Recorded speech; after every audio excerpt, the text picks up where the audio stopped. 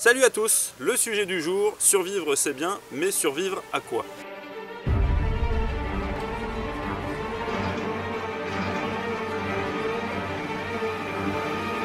Alors je vois d'ores et déjà les fans de fin du monde, de guerre thermonucléaire ou autre apocalypse zombie pointer le bout de leur nez. Mais survivre, ce n'est pas que ça. Il y a une quinzaine de jours, j'ai demandé sur Facebook de me donner des situations dites de survie. Alors oui, on m'a donné les scénarios catastrophes habituels, mais on m'a aussi donné des situations beaucoup plus classiques, mais qui malheureusement sont plus fréquentes. Notamment la panne de voiture. Mais personne ne m'a parlé de l'accident de voiture. Être enfermé dans une cave. Ou bien tout simplement des accidents domestiques. Et non sans humour, on m'a suggéré de tenter de survivre à un concert de Lara Fabian. Mais ça marche tout aussi bien qu'un concert d'Hélène Ségara, de Louane, ou bien plus dangereux, à un concert de Kenji.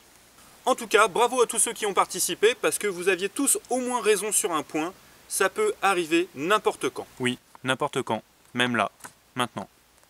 Alors ne tombons pas dans la paranoïa, ni dans la peur intestine qui paralyse. Non, non, cette micro-expérience avait simplement pour but de démontrer que les situations sont nombreuses, mais qu'elles ont ce facteur commun d'être imprévisibles. D'ailleurs, quand on s'y attend, c'est plus vraiment de la survie. Alors maintenant que ce fait est établi, je vais pouvoir rentrer dans le vif du sujet, à savoir, survivre à quoi? Eh bien, survivre à tout. En fait, l'idée générale d'un survivaliste, c'est de pouvoir se débrouiller peu importe la situation.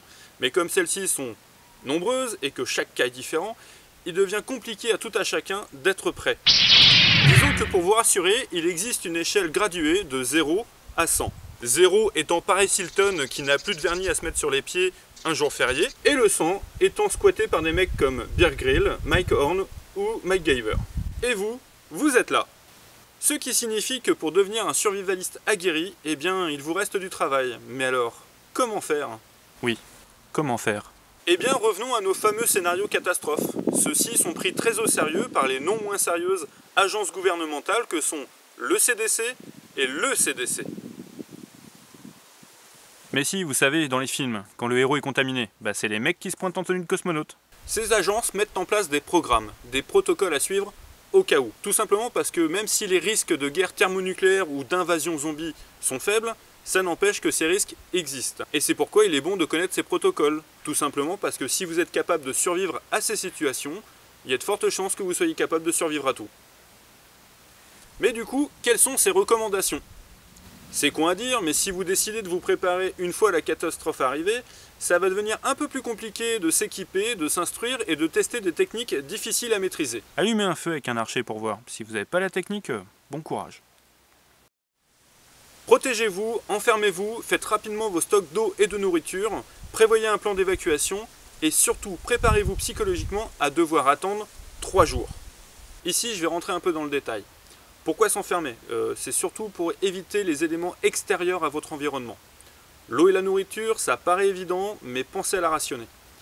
Et surtout, pourquoi devoir attendre 3 jours? Tout simplement parce que c'est le temps moyen constaté avant de voir les secours. Il faut savoir que lors de l'ouragan Katrina, certaines personnes ont dû attendre 5 jours avant d'être secourues. En fonction de la situation, savoir se repérer et se faire repérer est primordial. Qui viendra vous chercher si personne ne sait que vous êtes là? Et enfin, suite au malheureux événement du 13 novembre dernier, il m'a semblé important de vous parler du protocole 3C. 3C qui signifie courir, se cacher ou combattre. Malheureusement, c'est une triste réalité, mais dans ce genre de situation, ce sont les 3 seules options qui vous restent pour votre survie. Merci à tous de suivre mes vidéos, n'hésitez pas à partager et à liker. Et si vous souhaitez participer à un stage survie sac à dos, n'hésitez pas à m'envoyer un petit message, je me ferai une joie de vous répondre. Et n'oubliez pas, survivre est un choix.